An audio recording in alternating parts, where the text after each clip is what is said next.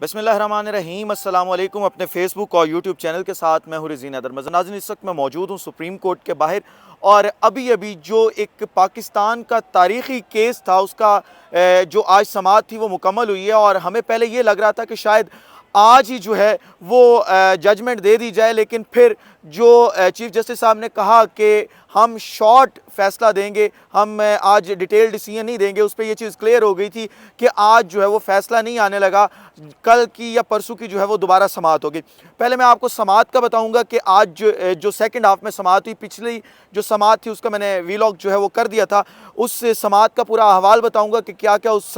जो समाअत थी उसमें बात हुई, और फिर उसके बाद बताऊंगा कि आज का दिन जो है वो अहम किस तरीके से है। और आज जो है वो एक बहुत अहम मीटिंग हुई है, बड़ों की मीटिंग हुई है, और उस मीटिंग के अंदर आज एक दफ़ा दोबारा जो है वो बड़े फैसले ले लिए गए। मामला कुछ इस तरीके से है कि अदालत ने जो है वो फुल बेंच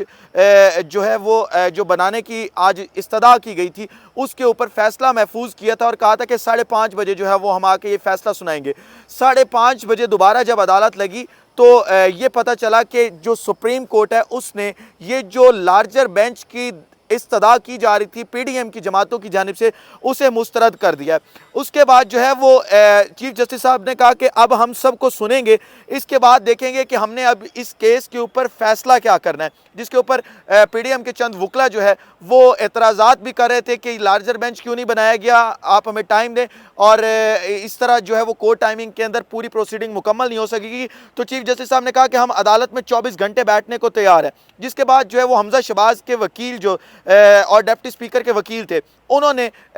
जो चीफ जस्टिस है उनके साथ थोड़ी तकरार की और उसके बाद जो है वो अपने दलाइल देने से जो है वो इनकारी हो गए। उन्होंने कहा जी हम दलाइल जो है वो अब नहीं देंगे। उसके बाद जो है वो इरफान कादिर ने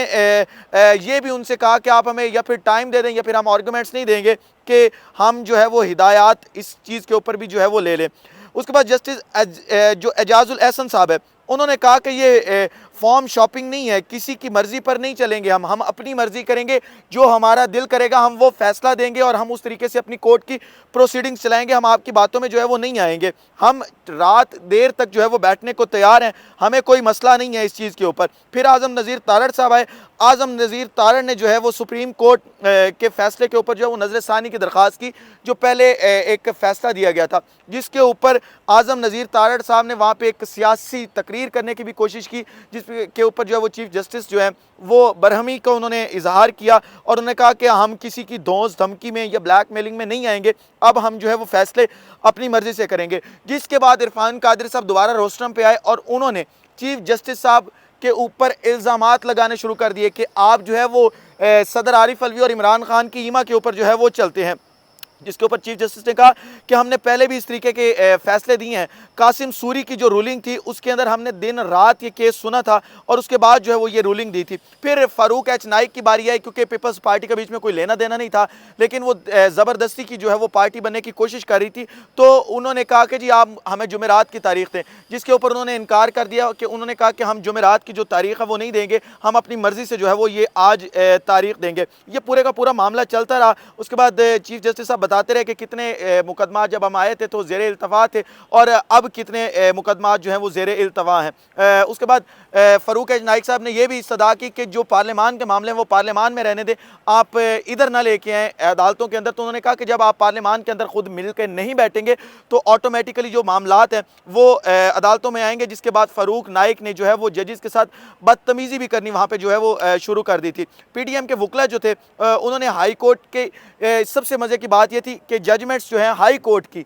सुप्रीम कोर्ट में दिखानी शुरू की। वो इस वजह से कि आपको पता है कि सुप्रीम कोर्ट की जो जजमेंट्स होती हैं वो हाई कोर्ट पर बाइंडिंग होती हैं, हाई कोर्ट की जजमेंट सुप्रीम कोर्ट में नहीं दिखाई जा सकती, लेकिन उन्होंने वो जजमेंट्स दिखाएं जिसके ऊपर जो है वो दोबारा चीफ जस्टिस साहब ने जो है वो इजहार बरहमी किया। उसके बाद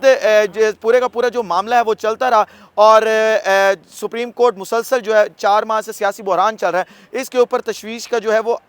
इजहार करती रही और उन्होंने कहा कि अब इस केस को हम मज़ीद तूल जो है वो नहीं पकड़ने देंगे, हम इस फैसले का जो ये जो केस है इसका फैसला जो है वो कर देंगे। इसके बाद एक सवाल कि जो डिप्टी स्पीकर दोस्त मोहम्मद मज़ारी ने रूलिंग दी है वो किस बुनियाद पे दी है, और जो पैराग्राफ नंबर 3 था सुप्रीम कोर्ट ऑफ पाकिस्तान का, उसको किस तरीके से उन्होंने ट्रांसलेट किया। 19 दफ़ा आज की जो समाअत थी उसके अंदर पूछा गया, लेकिन चारों वकील जो आज पीडीएम की जमातों की तरफ से पेश हुए थे उनकी तरफ से उस सवाल का जवाब यहाँ पे नहीं दिया गया। ये पूरे का पूरा मामला जब चल रहा था तो उसके साथ साथ दूसरी तरफ बड़ों की आज एक अहम बैठक हुई है और कोर कमांडर की जो मीटिंग थी 249th मीटिंग जो थी वो आज की गई है और उसके अंदर भी अहम फैसले ले लिए गए हैं। परसों हफ्ते की समाअत वाले दिन आपको याद होगा कि इसी अदारे की जानिब से बयान दिलवाया गया था कि हम नरम मुदाखलत करने को तैयार हैं और आज कोर कमांडर्स की मीटिंग बुला ली गई है। इसका मतलब यह है कि अंदर खाने जो है वो कुछ खिचड़ी पक रही है और अब सब बड़े जो है वो मिल के बैठने को तैयार हैं और अब जो है वो मुल्क 2 से 4 माह के अंदर अगले इलेक्शंस के अंदर जो है वो चला जाएगा। इस व्लॉग से इतना ही, अगले व्लॉग में दोबारा मुलाकात होती है। मुझे इजाज़त दीजिए। अल्लाह हम नासिर पाकिस्तान जिंदाबाद।